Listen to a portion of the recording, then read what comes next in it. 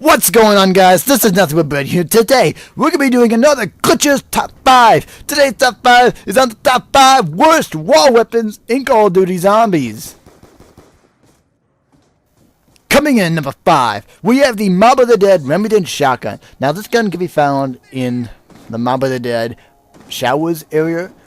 And this shotgun costs 1,200 points. This gun costs various point values across zombies. It costs 1,500 on the transit style maps, which includes Buried and Die Rise. It costs 750 in solo on Origins, and it costs 1,200 on Mob of the Dead.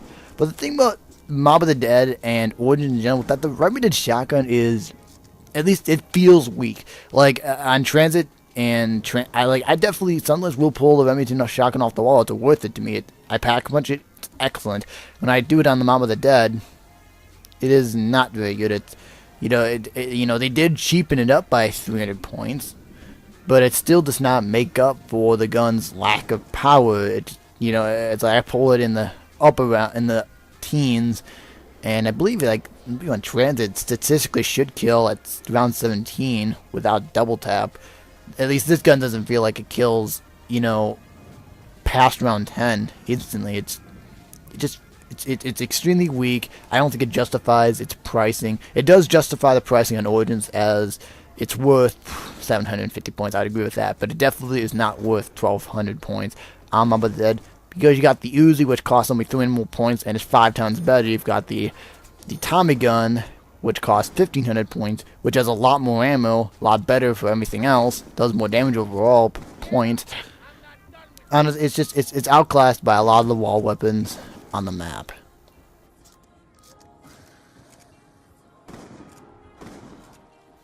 Coming in number 4, we have the M16 for Call of Duty Black Ops and Black Ops 2 Zombies. Now the M16 is a gun that I personally have never liked in zombies. I find that it's only good on Transit and Keynote or Turton as they've got decent locations on those maps. Other than that, really, it is a piece of shit that I will not choose to touch unless I have to. The M16 is a 3-round burst fire weapon that costs 1,200 points.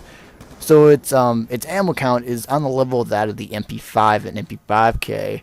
Which is kind of like the standard for the 1,000-point guns. Those guns have just, they're economical, they're not too expensive, nor are they too cheap, nor do they, are they super good, nor are they super bad. They're kind of, that benchmark of this, the decent gun benchmark. They got the same amount of ammo, they cost more, it's burst fire. I like my guns to be fully automatic, so to speak. It's burst fire, and particularly in Black Ops, without Double Tap 2.0. You're not gonna get that extra shot when you use double tap, and it does not suit my book very well. It doesn't have very good damage. I find it to be very hard to use, and particularly in Black Ops, not as much Black Ops 2. And in general, it's just a gun that I do not like in general. It's definitely one of the last guns I choose to pull off the wall.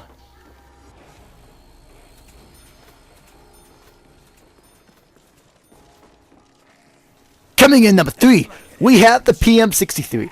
Now the PM63 is one of those guns that costs 1,000 points, has less ammo than the MP5K, MP5, and it burns through its ammo extremely fast. You burn through its ammo extremely fast, which, might give it a good feel while you're shooting it, as you're just, you're mowing zombies, but you have to reload frequently, and you'll notice that those reloads quickly add up, and you're out of ammo, and then now you gotta go buy more ammo. And its point racking ability, due to its rather low ammo count for its price, makes it not a very good point racker, except in those situations with the only wall gun available to you. Outside those situations, like this thing is just gonna be a bit of a drag. You're better off going off and picking up an MP5K or an AK-74U and just racking up points with that thing, dealing decent damage. This thing just doesn't do that. Also, when you pack punch it, it becomes dual wield and you don't get good accuracy. So some good dual-wield weapons such as the Mustang and Sally's and the dual-wield zap guns, but this thing ain't one of those dual-wield weapons that you're going to want.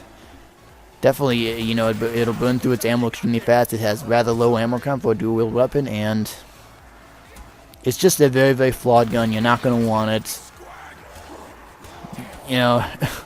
It's not as bad as the next two, but definitely one of my least favorite wall weapons from Black Ops.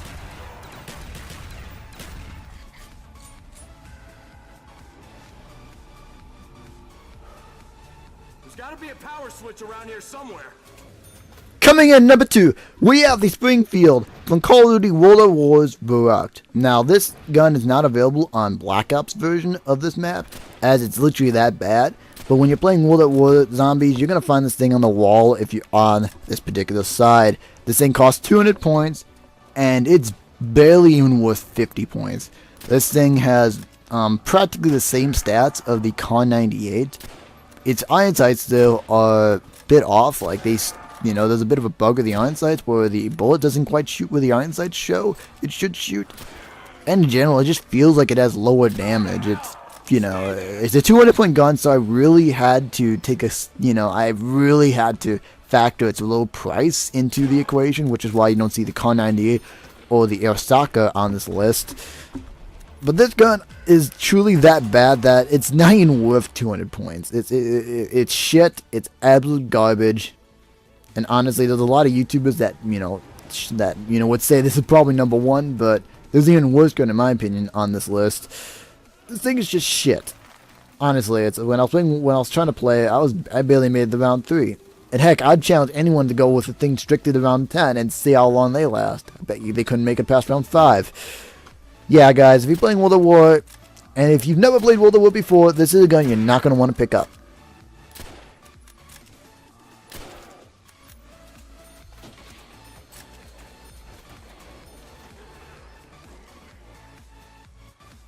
Okay, so I have 2 honorable mentions for this list. They did not quite make the list due to them being okay, but, okay-ish, but bad, and, not bad enough to make the list. But they're still not very good wall weapons. I'm going to be showing gameplay for the MPL. The MPL was definitely something I was considering for number 5 spot, but, at the end of the day, it's not quite as bad as the Mob of the Dead Remington shotgun in terms of its value. It costs less, a little bit less, and it does have a purpose in the beginning of the game, so I laid off that a little bit. I also decided to leave the B-23 off this list. This thing costs 1,000 points on the transit-style maps, while it costs 900 points on Mob of the Dead and Origins. It also, on Origins, you can find this thing out of the box in a extended mags version, which allows you to use the wall, allows you to buy ammo off the wall with it. That way there isn't as bad, but honestly, it's the price per bullet though is fairly high in this gun, and in general, particularly on die rise and on particularly buried. It's not needed with the AN-94. That's why I decided to leave that off the list. MPL in general, they all had some degree of a purpose, but they're definitely not guns I'd pick off the wall on those maps.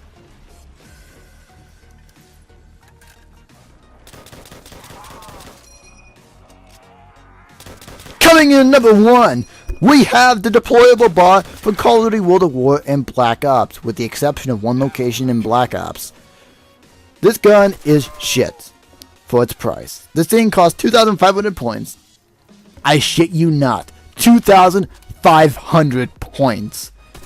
And what do you get for this? You get a gun that has 160 rounds total. It has a decent fire rate, a decent amount of recoil.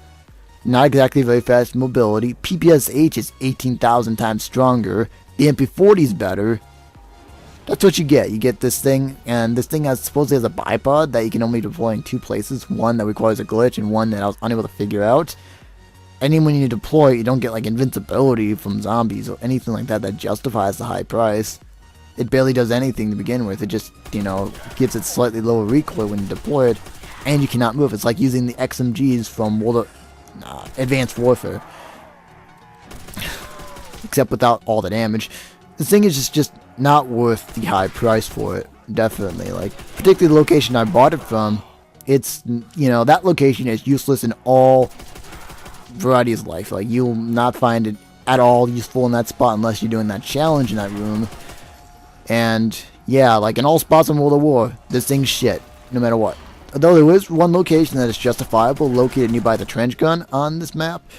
You can actually obtain this gun in Black Ops from outside the map, which I have a video on that in my All the Ruck Glitches video. I'll link to that right there.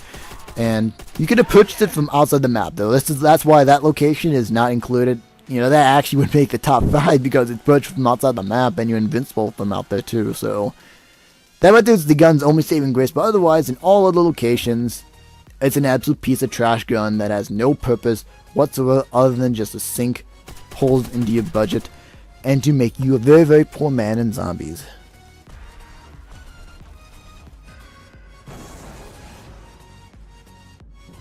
If you enjoyed this video, be sure to leave a like, comment, subscribe. You guys know the drill, and I hope to see you guys in another one of my videos soon. And also, just one last note, do you guys want me to continue Glitches Top 5? I know I did have a comment in my channel update saying that, you know, at least someone was interested in me posting more of these. So, if you guys want to see more, leave a like, comment, keep on encouraging me, because, yeah, these things are really, really fun to make. And if you guys enjoy them, I really want to make more of these. Anyway, guys, I'll see you guys a little later. Peace out.